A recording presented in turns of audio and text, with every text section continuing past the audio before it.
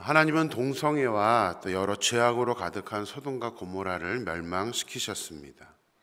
근데 그 안에 있던 롯의 가족들은 믿음의 조상인 아브라함의 조카다운 모습, 또 함께 갈대아 우르를 떠나온 하나님의 자녀다운 모습으로 산 것이 아니라 죄악의 영향을 그대로 받으면서 살고 있었습니다.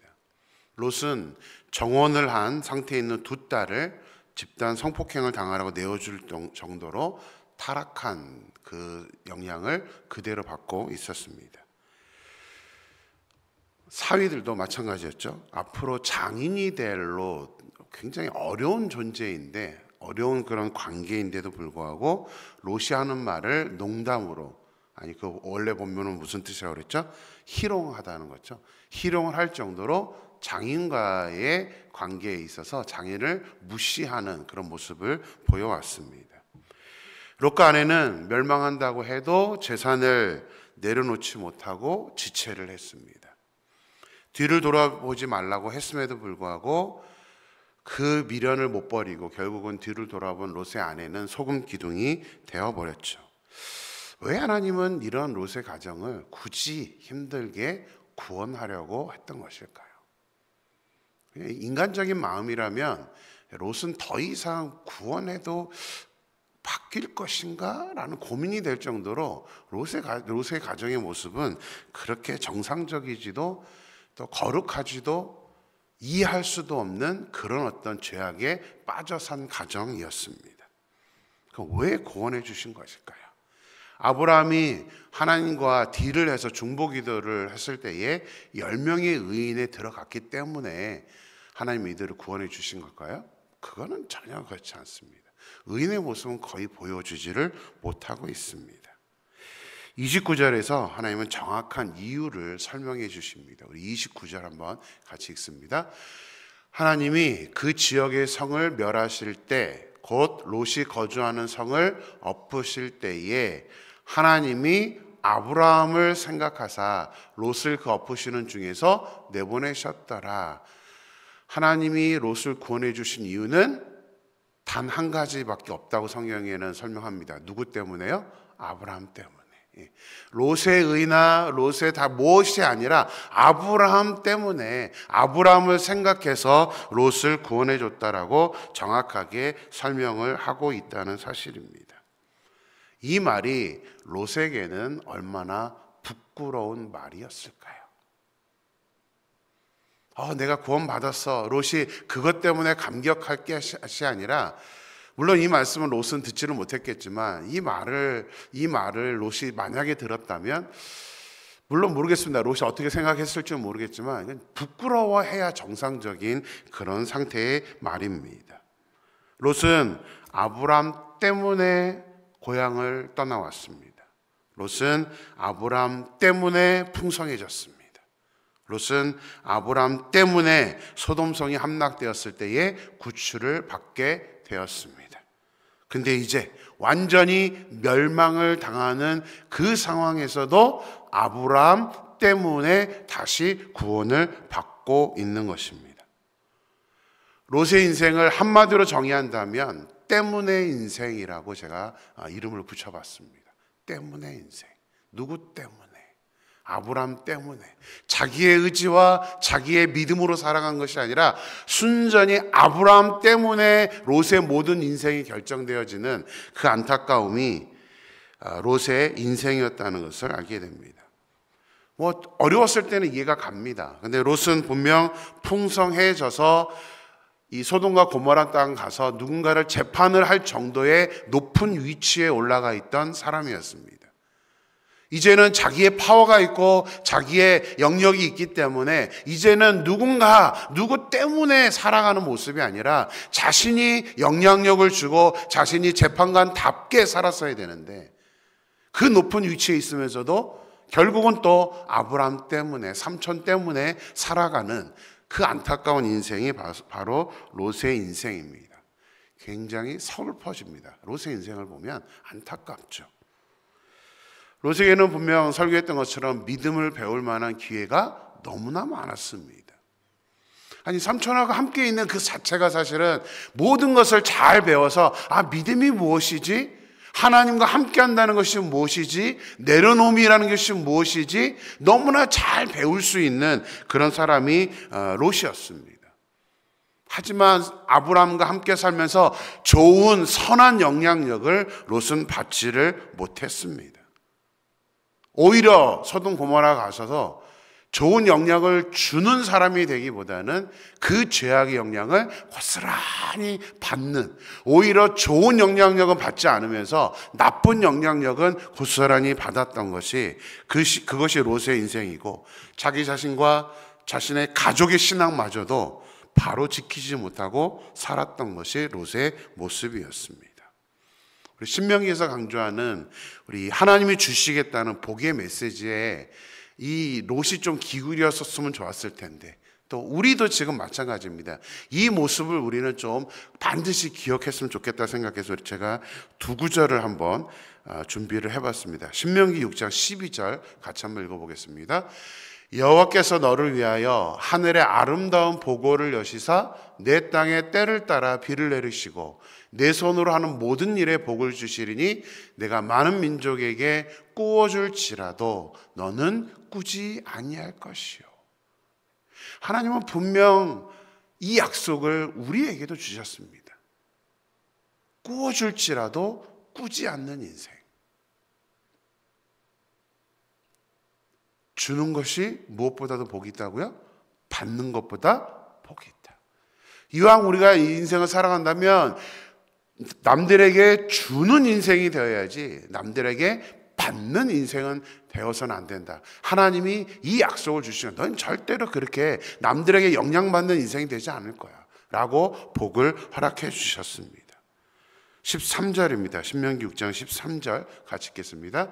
여호와께서 너를 머리가 되고 꼬리가 되지 않게 하시며 위에만 있고 아래에 있지 않게 하시리니 오직 너는 내가 오늘 내게 명령하는 내 하나님 여호와의 명령을 듣고 지켜 행하며. 하나님은 또 약속 주신 게 뭐냐면 다른 사람 밑에 있지 않을 것인가. 다른 사람들에게, 이거는 단순히 어떤 위아래 개념의 의미는 아닙니다. 다른 사람들에게 통치를 받거나 다른 사람들에게 영향을 받는 위치에 있는 사람이 되지 않겠다. 내가 너를 다른 사람들에게 영향을 줄 수 있는 그런 사람으로 만들어주겠다고 하는 것이 바로 하나님의 약속이었습니다. 누군가에게 의존해야만 하는 인생, 누군가에게 영향을 받아야만 되는 인생, 이 세상에 영향을 받아야만 되는 인생은 정말 안타까운 모습입니다. 왜요? 우리는 하나님의 자녀인데, 내가 하나님의 자녀인데 왜 영향을 받는 위치에 있어야만 될까요? 저는 소망합니다.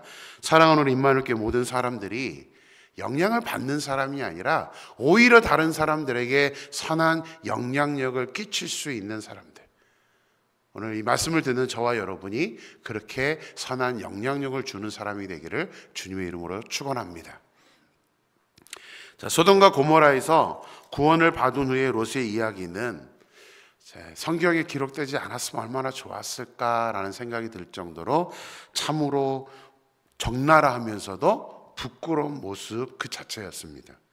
그렇게 구원을 받았습니다. 자기 의지도 아니고 자기 능력도 아니고 자기 믿음도 아니고 아브라함 때문에 구원을 받았으면, 그리고 자기 눈앞에서 자기가 살고 있던 소돔과 고모라 성이 하나님의 말씀하신 것처럼 불에 타서 다 사라지는 모습을 봤으면 조금 믿음의 모습으로 바뀌었으면 얼마나 좋았을까라는 그런 어떤 기대를 하게 되는데, 이 롯과 두 딸의 모습은 참으로 안타깝습니다.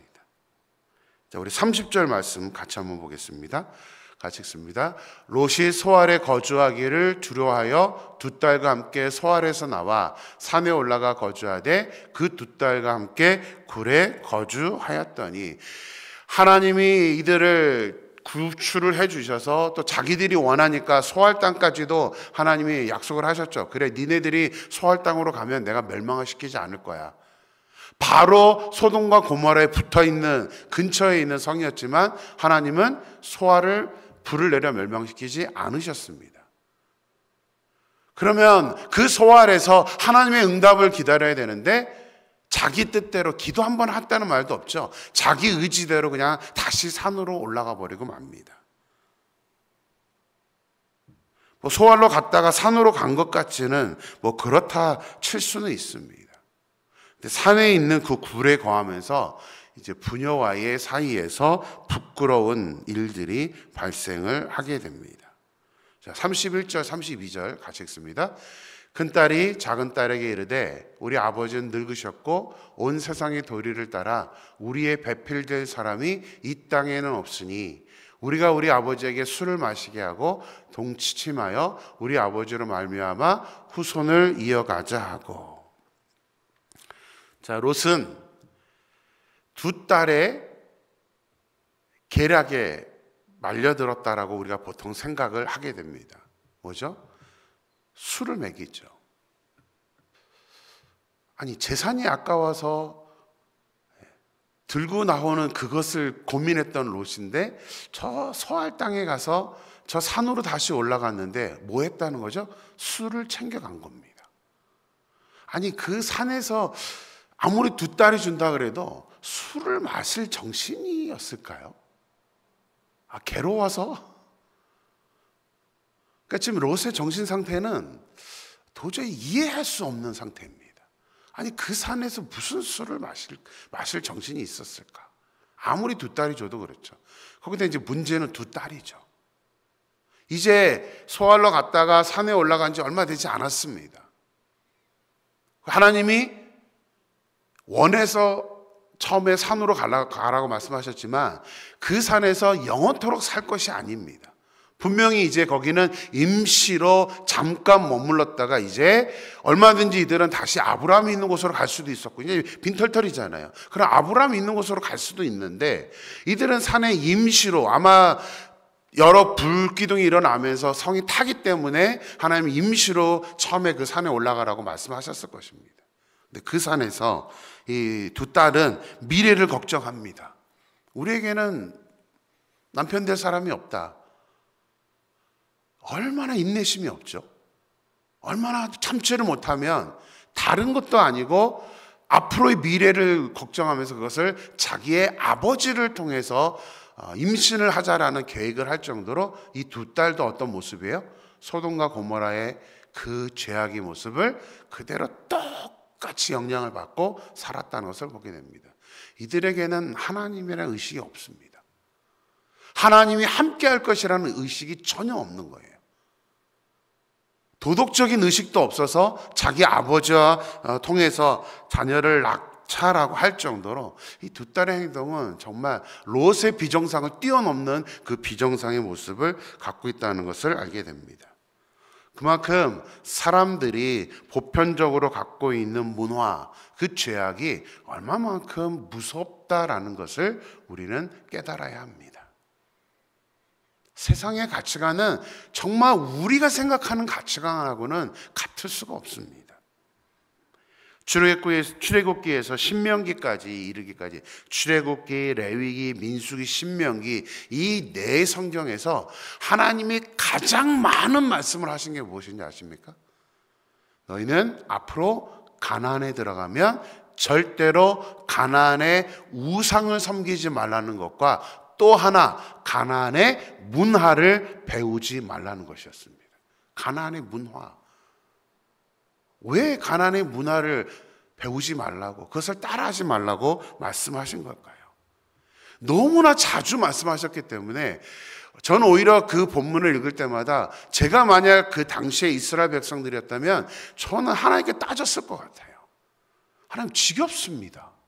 왜 그렇게 반복해서 가나안의 문화를 아직 들어가지도 않았는데 왜 가나안의 문화를 배우지 말라고 그렇게 말씀을 저에게 강조하시는 겁니까?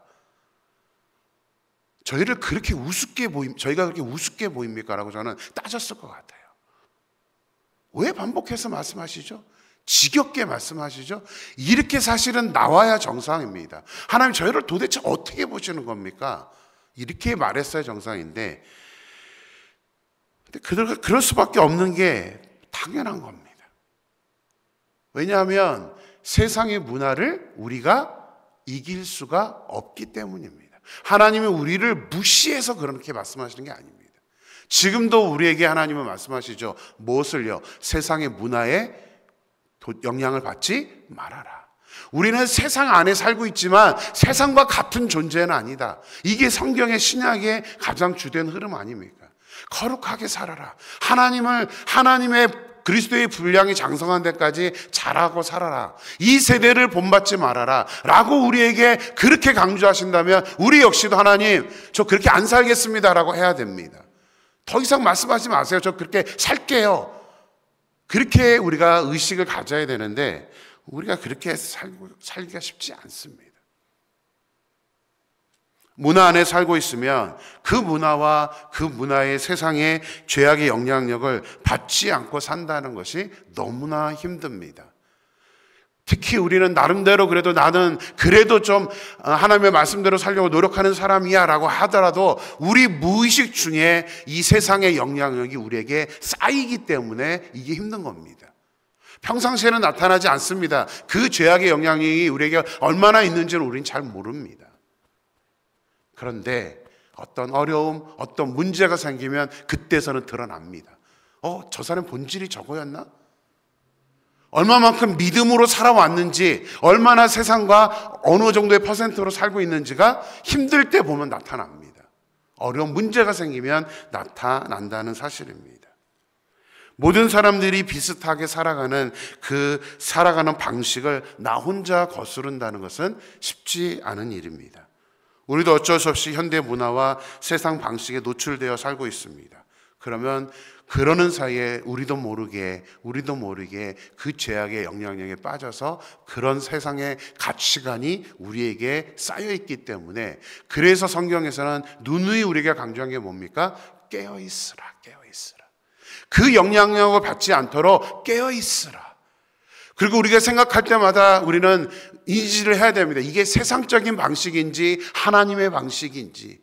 우리 교회 안에도 너무나 이젠 세상적인 방식이 들어와서 뭔가를 결정하거나 뭔가를 문제가 생겼을 때는 세상적인 방식이 하나님의 방식을 앞지를 때가 너무나 많습니다. 그것이 지금 현대 교회에 너무나 많이 나타나는 모습이라는 사실이죠. 그래서 우리가 우리의 힘으로 해서는 되지 않고요. 항상 어떠한 상황들이 있었을 때 하나님의 말씀을 들어야 됩니다. 성경 안에 도대체 우리에게 이것을 어떻게 우리가 극복해야 될지를 원하시는지, 하나님의 말씀은 무엇이라 말하는지 그것을 우리가 기초로 삼을 때, 제가 1분기 표어를 말씀으로 일어나라 라고 선택했던 이유도 그겁니다. 말씀이 작용이 돼야 돼요. 말씀이. 하나님은 우리에게 원하십니다.